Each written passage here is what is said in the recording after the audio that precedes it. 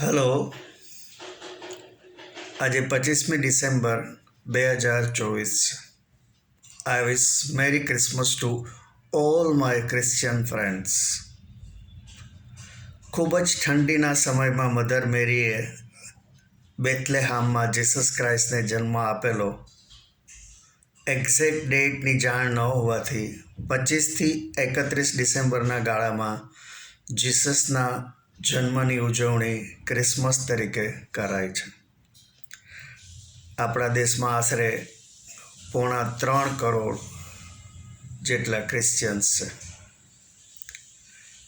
Actually, our faith in divine power is the basic principle of every religion. હજારો વર્ષથી દરેક ધર્મના લોકો જગતના દુઃખો દૂર કરવાની પ્રાર્થના ઈશ્વરને કરે છે, પરંતુ દુઃખોનો પ્રવાહ તો અવિરત ચાલતો જ રહે છે. તો પછી એવું નથી લાગતું કે એકને એક રેકોર્ડ વગાડ્યા રાખવા કરતાં પ્રાર્થનામાં થોડો ફેરફાર કરવો જોઈએ કે હે દિવ્ય શક્તિ, અમને દુઃખો સહન કરવાની શક્તિ આપો. મારા એક ક્રિશ્ચિયન ફ્રેન્ડ છે, મિસ્ટર ડેવિસ જોસેફ. તેઓ કેરાલાઇટ છે. આપણા એક ગુજ્જુભાઈ તેમના ઘરે ગયા. ડોરબેલનું બટન દબાવતા તેમના મમ્મીએ દરવાજો ખોલી પૂછ્યું, ક્યાં હે? પેલો કહે, અહીંયા પેલા મદ્રાસી. હજુ એટલું જ બોલ્યો ત્યાં તો તેમના મમ્મીએ ઇધર કોઈ મદ્રાસી નહીં હે કંઈ બારણું બંધ કરી દીધું. પેલાએ આસપાસમાં બધા પાસેથી કન્ફર્મેશન મેળવી ફરી ડોરબેલ વગાડી. આ વખતે એણે મદ્રાસી શબ્દ ઉચ્ચાર્યા વગર ડેવિસભાઈ એવું પૂછ્યું ત્યારે મમ્મી કહે, डेविस मेरा बेटा है, लेकिन हम मद्रासी नहीं है. આપણા ઘણા લોકો મુંબઈથી દક્ષિણમાં વસતા લુંગી ધારકોને સાઉથ ઇન્ડિયનને બદલે મદ્રાસી તરીકે જ સંબોધે છે. પેલાને જિંદગીમાં પહેલી વખત એ જ્ઞાન પ્રાપ્ત થયું. એ પછી હું જ્યારે ડેવિસને ઘરે જતો ત્યારે તેના મમ્મીને इधर वो मद्रासी डेविस भाई रहता है पूछतो. મેં અને મિસ્ટર ડેવિસે એક કંપનીમાં ખૂબ જ અપ્સ એન્ડ ડાઉન્સ જોયા. ખૂબ જ જાહો જલાલીવાળી કંપની સિંકિંગ શિપ થઈ ગઈ. જે કંપની મહિનાના છેલ્લા દિવસે અચૂક પગાર આપતી હતી તે કંપની પાસે પગાર આપવાના પૈસા ન હતા. કંપનીમાં ઝેરોક્સ મશીન તથા તેને ઓપરેટ કરનાર રાધાકિશન નામનો એક ભલો ભોળો આસિસ્ટન્ટ હતો, પરંતુ પ્રિન્ટ લેવા પેપર્સ ન હતા. અમે લોકો છાપેલા કાગળોની કોરી બેકસાઇડ પર પ્રિન્ટ્સ લઈને કામ ચલાવતા હતા. તેવામાં ખૂબ જ જરૂરી કામ હોય તો એકાદ પેપરનું બંડલ આવે અને ભલે પછી તેની વ્યવસ્થા બીજા કોઈએ કરી હોય, પણ મિસ્ટર ડેવિસ રાધાકિશનને પૂછે, પેપર્સ મિલ ગયા ને? ધીમે ધીમે રાધાકિશન ડેવિસનો ડિવોટી થઈ ગયો, એટલે કે એનો ભક્ત થઈ ગયો. તેને લાગ્યું કે નેક્સ્ટ ટુ એમડી ડેવિસભાઈ જ છે. મિસ્ટર ડેવિસના મેરેજ રિસેપ્શનમાં સ્ટેજ પર બેઠેલા નવદંપતિને ગ્રીટ કરવા લાઇનમાં રાધાકિશનને મેં જોયો. મેં તુરંત જ તેની પાસે જઈને કહ્યું કે કોંગ્रेचुलेट करके कितना A4 साइज के पेपर्स का पैकेट और कितना A3 साइज के पेपर्स का पैकेट चाहिए वो बोल देना, क्योंकि एक बार हनीमून पर चले गए तो फिर तुम लटक जाओगे. પછી શું થયું એ તો ખબર નથી, પરંતુ ઘણી વખત ઘણા ભગવાનને પણ આ જ રીતે બાય ડિફોલ્ટ ઘણા ભક્તો મળી જતા હોય છે.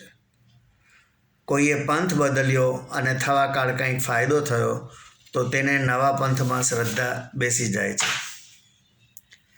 એક હતા મિસિસ ડાયલ. અમે બંનેએ 3 MD સાથે કામ કર્યું છે. 2 સાઉથ ઇન્ડિયન હતા અને એક સ્વામિનારાયણના ફોલોવર હતા. કંપનીમાં જ્યારે સ્વામિનારાયણના સંતો આવવાના હોય ત્યારે હું મિસિસ ડાયલને કહેતો કે તમારા એન્ટાયર લેડીઝ ગ્રુપને પોતપોતાની સીટ છોડીને રિસેપ્શનિસ્ટ સહિત કોન્ફરન્સ રૂમમાં લોક થઈ જાઓ. સ્વામીજી જશે પછી હું તમને બહાર આવવાનું કહીશ. થોડીક ક્ષણોમાં ઓફિસમાં ચિર્પિંગ સાઉન્ડ્સ સાયલન્ટ થઈ જતા, જાણે સારંગી અને હાર્મોનિયમના અવાજ બંધ થઈ જતા. દિવાળી શા માટે ઇન્ડિયા સેલિબ્રેટ કરે છે એ વ્હાઇટ હાઉસને ખબર છે, પરંતુ આપણા ઘણા લોકોને ખબર નથી કે ગુડ ફ્રાઇડેના દિવસે જીસસ ક્રાઇસ્ટનું ક્રુસિફિકેશન કરવામાં આવેલું. અમારી ઓફિસમાં એક રિટાયર્ડ કર્નલ એડમિનિસ્ટ્રેશન સંભાળતા હતા. તેમણે જ્યારે ગુડ ફ્રાઇડેના દિવસે એક ક્રિશ્ચિયન કલીગને પાસે કેકની માગણી કરી ત્યારે ક્રિશ્ચિયન કલીગ કહે, આજે તો એકચ્યુઅલી અમે ફાસ્ટિંગ કરશું. ક્રિસમસ એટલે ઈસુનો જન્મ. ખૂબ જ ઠંડીના સમયમાં મધર મેરીએ બેથલેહામમાં જીસસ ક્રાઇસ્ટને જન્મ આપેલો. તેની ઉજવણી આપણે 25 ડિસેમ્બરથી 31 સુધી કરવામાં આવે છે. According to Christianity, Jesus came to earth to save humanity by dying on the cross on Good Friday and resurrecting on Easter Sunday. They consider Jesus' death on the cross as ultimate sacrifice for humanity's sins. મતલબ કે માનવજાતના પાપો ધોવા માટે તેમણે પોતાનું બલિદાન આપી દીધું. આપણે જેમ રામાયણ, મહાભારત, ગીતા છે તેમ તેમના old testament, new testament, Bible છે. ન્યૂ ટેસ્ટામેન્ટમાં જીસસની લાઈફ કવર થાય છે, પરંતુ ઓલ્ડ ટેસ્ટામેન્ટમાં તેઓ the Angel of the lord તરીકે દેખાય છે. આપણે જેને સાન્તાક્લોઝ કહીએ છીએ એ વાસ્તવમાં સેન્ટ નિકોલસ હતા કે જેઓ બરફથી આચ્છાદિત પ્રદેશમાં રેન્ડિયરવાળી ગાડી લઈને ફરતા અને બાળકોને ગિફ્ટ્સ આપતા. મારી દ્રષ્ટિએ તો ધર્મ એ સારી રીતે જીવન જીવવાની રાહ બતાવે એ જ ધર્મ છે, પણ માનવજાતના ભાગલા પાડી એકબીજાની સાથે લડાવે તે ધર્મ નથી.